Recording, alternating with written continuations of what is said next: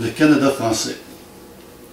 Bonjour, je suis un citoyen qui habite la région de Montréal et je veux expliquer aux Canadiens pourquoi je veux rester, moi, Québécois, dans le Canada. Nous verrons que le discours séparatiste au Québec n'a pas de sens. Mon but n'est pas d'argumenter sur des motivations politiques ou économiques. Je veux simplement expliquer de quelle façon les Français se sont établis sur ce grand territoire d'Amérique du Nord. Je n'oublie pas que dans ces grands espaces, il y avait déjà avant la venue des Européens des humains que nous avons nommés par erreur Indiens d'Amérique. Le premier Français à avoir documenté ses voyages ici, c'est Jacques Cartier. En 1534, il prit possession du territoire en plantant une croix à Gaspé. C'était la façon de faire à l'époque pour les Européens. En 1608, Champlain, un catholique, sous les ordres de Pierre du Godemont, qui était protestant, fonda un poste à Québec. Et rapidement, les Français eurent accès aux grandes routes d'eau sur lesquelles les Amérindiens voyageaient depuis des milliers d'années, en créant des portages entre ces routes d'eau. En réalité, les Français ont été chanceux d'avoir débarqué dans le Nord, car les routes d'eau leur donnaient accès directement au cœur du continent. Nous avons qu'à observer les cartes du Canada et des États-Unis. En partant du Saint-Laurent, ici, nous avons accès aux 5 grands lacs qui nous amènent directement au cœur du continent. De là, nous avons accès à des dizaines de rivières qui s'en vont soit vers l'ouest, soit vers le nord ou complètement au sud. Les gens de l'Angleterre, eux, colonisaient que le côté est, qui partait du Maine, c'est-à-dire qui partait d'ici et qui longeait la mer, l'océan Atlantique, qui s'arrêtait ici, en Géorgie. Il n'y avait pas accès à l'intérieur des terres.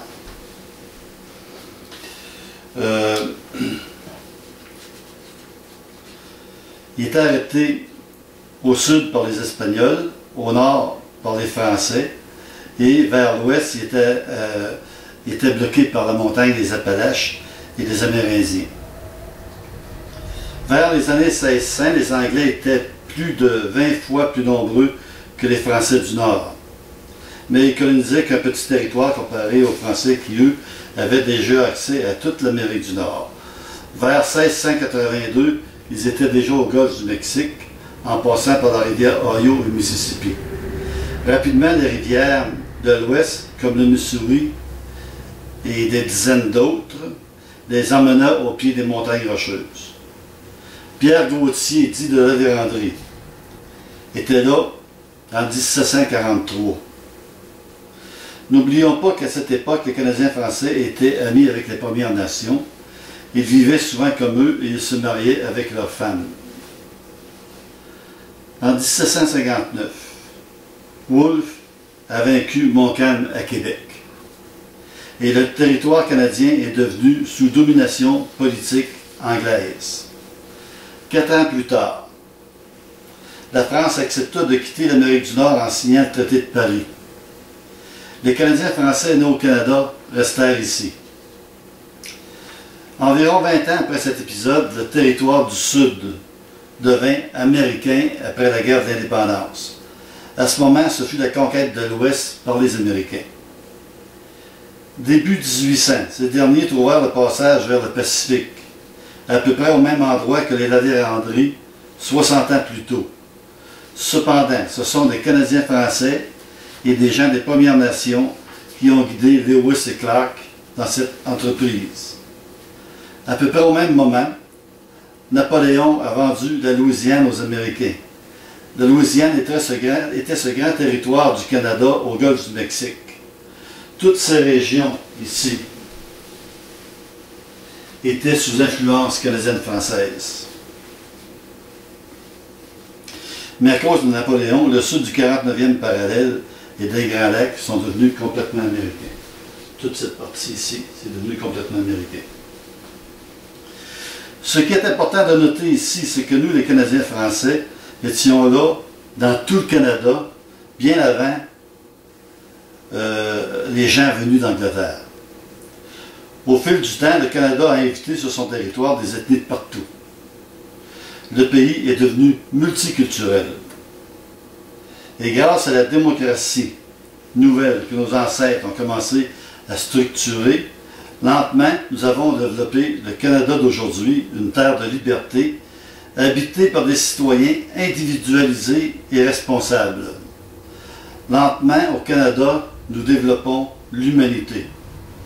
Nous développons des regroupements humains qui acceptent la notion de citoyen, c'est-à-dire celui qui habite la cité.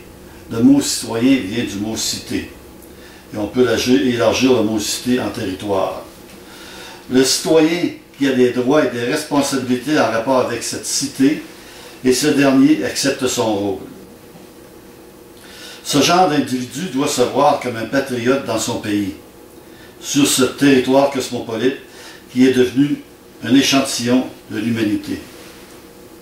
Ceci doit se faire sous un gouvernement moderne, démocratique et absolument, et ici j'insiste sur le mot absolument laïque, afin que les croyances religieuses n'entravent pas les libertés individuelles et collectives.